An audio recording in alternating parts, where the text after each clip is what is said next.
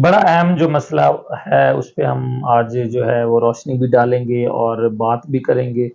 سب سے پہلے تو ملتان کی ہم بات کریں تو ملتان سمیت پورے جنوبی پنجاب میں بہت سی جو غیر قانونی سوسائٹیز ہیں ان کی بھرمار ہے۔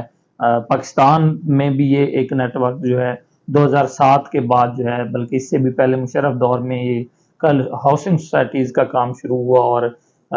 جو باغات تھے، جو زرعی زمینیں تھیں، وہ ساری ہاؤسنگ سوسائٹیز میں بدل دی گئی۔ پھر نیب جو ہے وہ ایکٹیو ہوا اور نیب نے ان لوگوں کے خلاف شکنجہ تیز کیا جو لوگ غیر قانونی ہاؤسنگ سوسائٹیز کی آڑ میں شہریوں سے فراڈ کر رہے تھے۔ ملتان میں کتنے شہری جو ہیں وہ کتنی غیر قانونی سوسائٹیز ہیں، کتنے ہزاروں لوگوں کے ساتھ یا سینکڑوں لوگوں کے ساتھ جو فراڈ ہوا،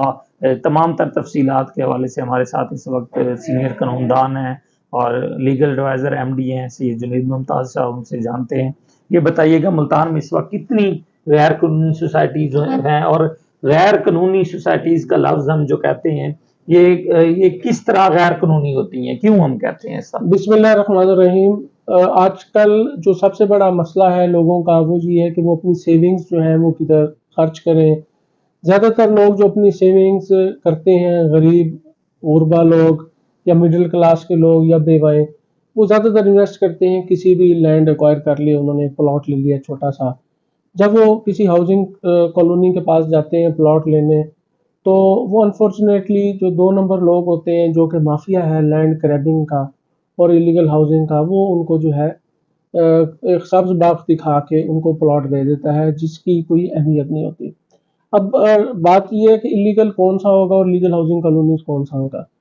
ایم ڈی اے کے رولز اینڈ ریگولیشن جو اس کا ماسٹر پلان ہے، ملتان ماسٹر پلان کے تحت انہوں نے ایک ایریا ڈیفائن کیا ہوا ہے جس کی جیورسڈکشن ملتان ڈیولپمنٹ اتھارٹی کی بنتی ہے۔ اس جیورسڈکشن کے تحت اس ایریا کے اندر جو بھی ہاؤسنگ کالونی بنے گی وہ لازمی ہے کہ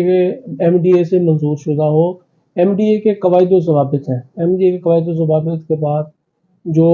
کالونی جو ہے اس پہ عمل درآمد کرے گی وہ جو ہے ایلیگل کالونی نہیں کہلائے گی، اور جو اس کے اوپر عمل درآمد نہیں کرے گی، ایم ڈی اے کے لاز کو نہیں فالو کرے گی، وہ جو ہے ایلیگل ہاؤسنگ۔ ان میں کوئی اہم جو چیدہ لاز ہیں، کیا سمجھتے ہیں کن چیزوں کو، بیسک ریکوائرمنٹس کو پورا کرنا ضروری ہے کسی بھی سوسائٹی میں گھر لینے کے لیے ایک شہری کو؟ جو لینڈ گریبر ہیں وہ یہ کرتے ہیں کہ سٹے کے اوپر زمین لے لی، ایگریمنٹ ٹو سیل جو ہے وہ انہوں نے کر لیا، کسی تھرڈ پارٹی سے وہ زمین لیتے ہیں، اسے کہتے ہیں کہ جی ہم 10-15 سال میں آپ کو پیمنٹ دے دیں گے۔ وہ لینڈ ان کا اپنا ہوتا نہیں، وہ اس کو اشتہار بازی کر کے اس لینڈ کے اوپر تھوڑی سی سڑکیں بنا کے، پچھلا لینڈ جو ہے وہ ڈیولپ نہیں ہوتا، فرنٹ والا کچھ لینڈ ڈیولپ کر لیا، اور وہ جو ہے باقی جو ان کی زمین ہوتی ہے وہ ویسے پڑی ہوتی ہے، اور وہ جس زمین میں بناتے ہیں وہ بھی ایگریمنٹ ٹو سیل کر کے انہوں نے سٹے کے اوپر زمین لے لی ہوتی ہے۔ ایم ڈی اے کہتا ہے، ایم ڈی اے کے قواعد یہ کہتے ہیں کہ آپ نے وہ زمین جو آپ بیچ رہے ہیں یا وہ آپ کے نام ہو یا وہ سیکیور ہو، آپ نے اس کی پیمنٹ کر چکے ہو، اس کے جو طریقہ کار ہے وہ اڈاپٹ آپ کر چکے ہو۔ لوگوں کی اپنی زمین ہوتی نہیں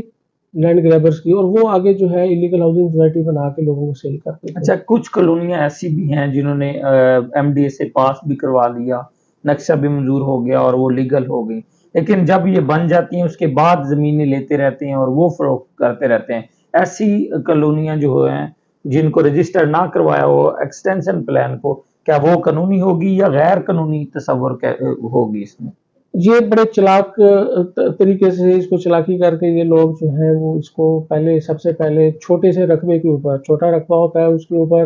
قواعد و ضوابط کا عمل درآمد کرنا آسان ہوتا ہے، اس میں وہ ایم ڈی اے سے اپروول لے لیتے ہیں، یا وہ ایم ڈی اے میں فائل جمع کروا کے وہ جو ایم ڈی اے کے جو عملہ ہے اس کی ملی بھگت کے ساتھ مل کے